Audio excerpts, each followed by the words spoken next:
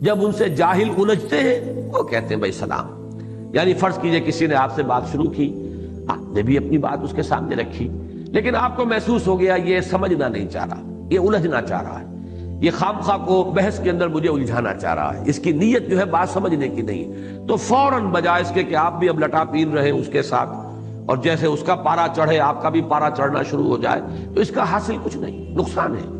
اس سے فائدہ کچھ نہیں ہوگا، نقصان پہنچ جائے گا. اس لیے فوراً جیسے ہی محسوس ہو اچھا جی آپ کی سمجھ میں میری بات نہیں آ رہی، اس وقت میری سمجھ میں بھی کوئی خاص بات ہے کہ آپ کی بات سمجھ میں نہیں آ رہی، پھر کبھی ملیں گے، پھر ملاقات کریں گے، اس وقت کوئی بات کرنے کا فائدہ نہیں. بس یہ کہہ کر خوبصورتی کے ساتھ قالوا سلاما وَإِذَا خَاطَبَهُمُ الْجَاهِلُونَ قَالُوا سَلَامًا، جب ان سے مخاطب ہوتے ہیں یا الجھتے ہیں جاہل لوگ، جاہل عربی میں کہتے ہی اصل میں ان پڑھ کو نہیں جاہل کہتے ہیں، عالم کے مقابلے کا لفظ جاہل نہیں ہے عربی میں، جاہل کہتے ہیں جذباتی آدمی، مشتعل مزاج آدمی،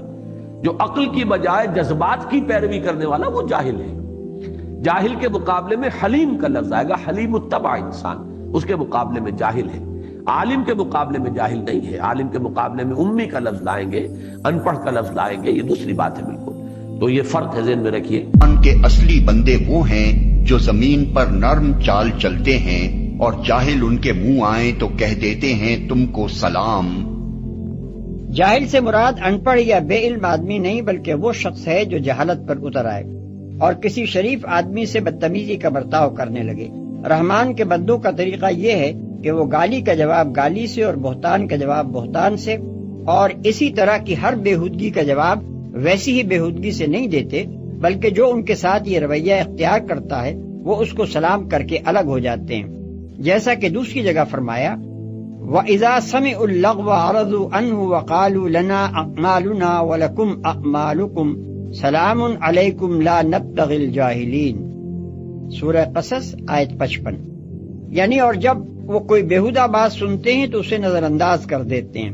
کہتے ہیں بھائی ہمارے اعمال ہمارے لیے ہیں اور تمہارے اعمال تمہارے لیے، سلام ہے تم کو، ہم جاہلوں کے منہ نہیں لگتے.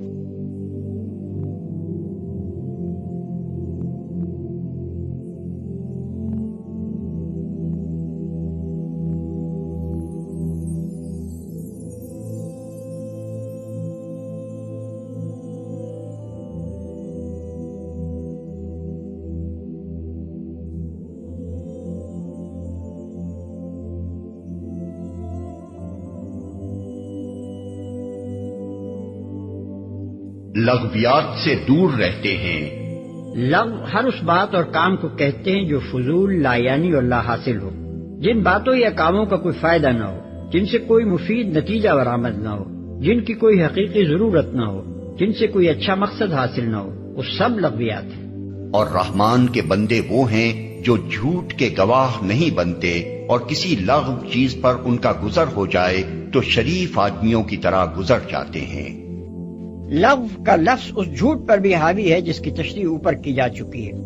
اور اس کے ساتھ تمام فضول، لا یعنی اور بے فائدہ باتیں اور کام بھی اس کے مفہوم میں شامل ہیں. اللہ کے صالح بندوں کی خصوصیت یہ ہے کہ وہ جان بوجھ کر اس طرح کی چیزیں دیکھنے یا سننے یا ان میں حصہ لینے کے لیے نہیں جاتے،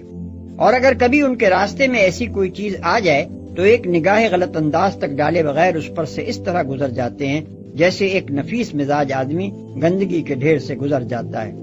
غلاظت اور تعفن سے دلچسپی ایک بدذوق اور پلید آدمی تو لے سکتا ہے، مگر ایک خوش ذوق اور مہذب انسان مجبوری کے بغیر اس کے پاس سے بھی گزرنا گوارا نہیں کر سکتا، کجا کہ وہ بدبو سے مستفید ہونے کے لیے ایک سانس بھی وہاں لے. اے نبی، نرمی اور درگزر کا طریقہ اختیار کرو، معروف کی تلقین کیے جاؤ اور جاہلوں سے نہ الجھو. اگر کبھی شیطان تمہیں اکسائے تو اللہ کی پناہ مانگو، وہ سب کچھ سننے اور جاننے والا ہے. حقیقت میں جو لوگ متقی ہیں ان کا حال تو یہ ہوتا ہے کہ کبھی شیطان کے اثر سے کوئی برا خیال اگر انہیں چھو بھی جاتا ہے تو وہ فوراً چوکنے ہو جاتے ہیں اور پھر انہیں صاف نظر آنے لگتا ہے کہ ان کے لیے صحیح طریقہ کار کیا ہے. رہے ان کے یعنی شیاطین کے بھائی بند تو وہ انہیں ان کی کجروی میں کھینچے لیے چلے جاتے ہیں اور انہیں بھٹکانے میں کوئی کسر اٹھا نہیں رکھتے. اب یہ ایک بڑی میچور شخصیت کا نقشہ ہے. آپ دیکھیں گے کہ بعض ہمارے دینی کارکن مختلف جماعتوں تحریکوں سے وابستہ ہوں، کوئی بہت بڑا جوش ان کے اندر پیدا ہو گیا، ہر ایک کے گلے پڑ رہے ہیں، بحثیں کر رہے ہیں، منوا کے چھوڑوں گا، وہ مان نہیں رہا ہے۔ لیکن یہ کہ جو اصل مبلغ ہونا چاہیے حکمت تبلیغ کے ساتھ دیکھیں موقع بھی صحیح ہے کہ نہیں،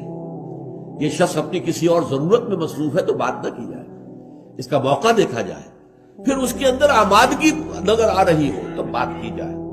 اگر محسوس ہو جائے پہلے ہی دوسرے یا تیسرے جملے میں کہ اکھڑ آدمی ہے، ماننے والا نہیں ہے، دلیل کو قبول کرنے والا نہیں ہے، ضدی ہے، ہٹ درم ہے، تو بس رخصت ہو جاؤ، ان کے اندر ان کے ساتھ الجھنے سے کچھ حاصل نہیں، تم زبردستی ان کے اندر ایمان پیدا نہیں کر سکتے، بلکہ اگر وہ تم سے الجھے تو تمہارا کام ہے بھائی سلام، بھائی اس وقت جو ہے نہ میری بات آپ کی سمجھ میں آ رہی ہے اور نہ ہی آپ کی بات میری سمجھ میں آ رہی ہے، تو چلیے پھر کبھی بات کریں گے۔ لیکن یہ علیحدگی جو ہے یہ سلامہ کے ساتھ ہو، یہ نہیں کہ ایک دوسرے کے ساتھ گالن گلوچ ہو کر، یا یہ کہ گریبان پکڑ کر ایک دوسرے کا اور پھر ہی علیحدہ ہو، نہیں، شائستگی جس کو کہتے ہیں، شائستگی، میچورٹی، تو دعوت و حکمت کے اندر ادعو الی ربک سبیل ربک بالحکمت والموعظۃ الحسنۃ وجادلھم باللتی احسن، اپنے رب کے راستے کی طرف بلاؤ، یہ تمہارا فرض ہے، تمہیں تبلیغ کرنی ہے، دعوت الی اللہ کا فریضہ سر انجام دینا ہے، لیکن نمبر 1 حکمت کے ساتھ، نمبر 2 اچھے واعظ کے ذریعے سے، اور نمبر 3 اگر کہیں جھگڑا ہی ہو جائے، مجادلہ مناظرے کی شکل آ جائے تو بھی بڑے خوبصورت انداز میں، جھگڑالو انداز میں نہیں۔ تو ان کی سیرت کا دوسرا پہلو اب یہ بھی دیکھیے یہ کیا ہے، یہ وہی آرکیٹیکچرل ٹچز جن کو ہم کہتے ہیں، خوبصورتی، دل آویز شخصیت، ایک جھگڑالو انسان بحثم بحثی کے اندر لگا ہوا ہے، پسینے آ رہے ہیں، آواز بلند ہو رہی ہے، وہاں سورہ لقمان میں ہم نے یہ بھی پڑھا ہے کہ اپنی آواز بلند نہ کرو، بلکہ یہ کہ بات کرو تو جیسے کہ بات کرنے کا طریقہ ہوتا ہے، اور جب اندازہ ہو جائے یہ ماننے والا نہیں ہے، یہ موڈ میں نہیں ہے، غور ہی نہیں کر رہا ہے، تو خام خواہ اس کے ساتھ الجھے رہنے کا کچھ حاصل نہیں۔